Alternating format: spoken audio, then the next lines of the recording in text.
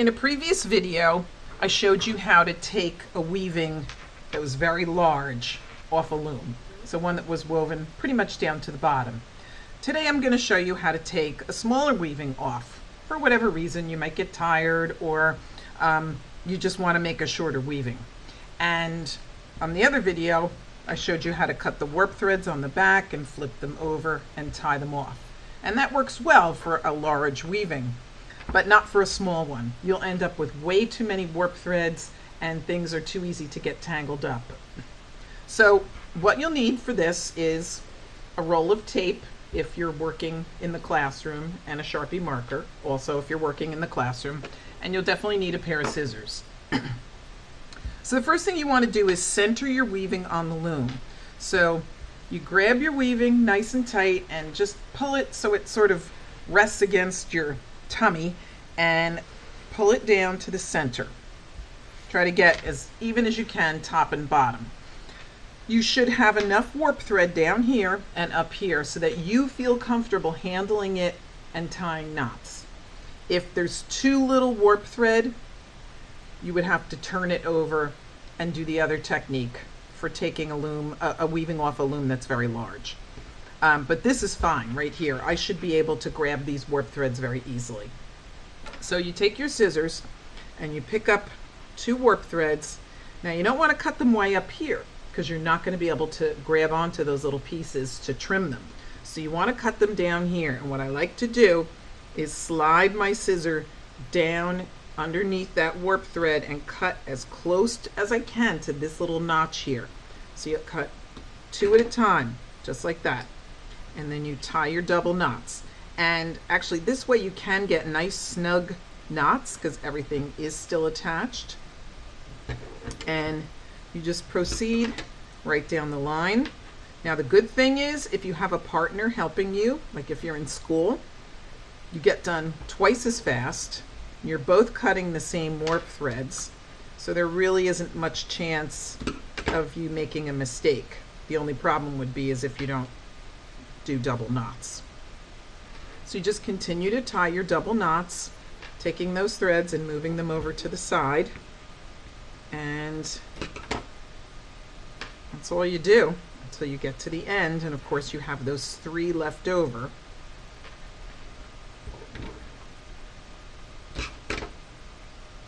If by chance you happen to cut a warp thread short, there is a way to fix it. You would have to turn the loom over and loosen up the end warp thread that's closest to the one that you cut short. Loosen it up on the back and then you can pull it through so that you have enough to grab onto. Okay, so I'm at the end.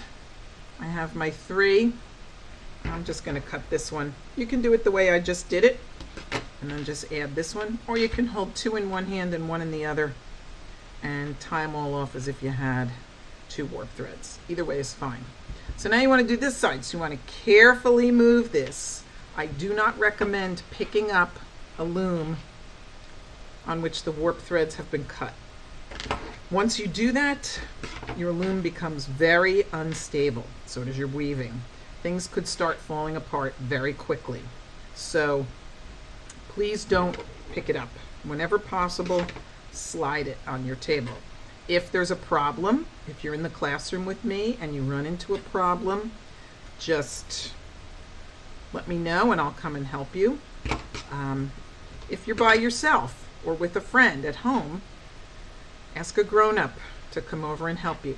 Show them this video and chances are they will be able to help you figure this out. So the more warp threads we cut, the looser or the more your weaving will start moving around. It's not really loose, but it'll just become more unstable, so just be careful of that. I'm almost down to the end here, and just a few more to go.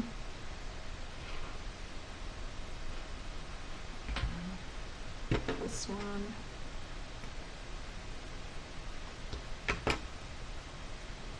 And our last 3. And you really want to have nice sharp scissors for this.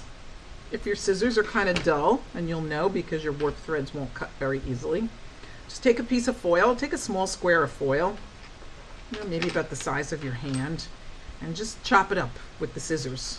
And you'll find that your scissors are very sharp after that. Okay, so I've tied everything off. Now, these long warp threads don't look very attractive, so I want to trim them to about an inch, half an inch to an inch, and I just like to do it this way and just go right down the line, trimming, trimming, trimming, and then do the same thing over here. And you can use all sorts of materials to weave. It doesn't have to be yarn. You can use wrapping paper, you can use dried grasses, you can use old t-shirts that have been cut into strips. Anything, you can use newspaper. If you're in my classroom, I like to use newspaper bags, the plastic bags. So pretty much anything that can be cut into a strip can be woven. So here's your finished piece.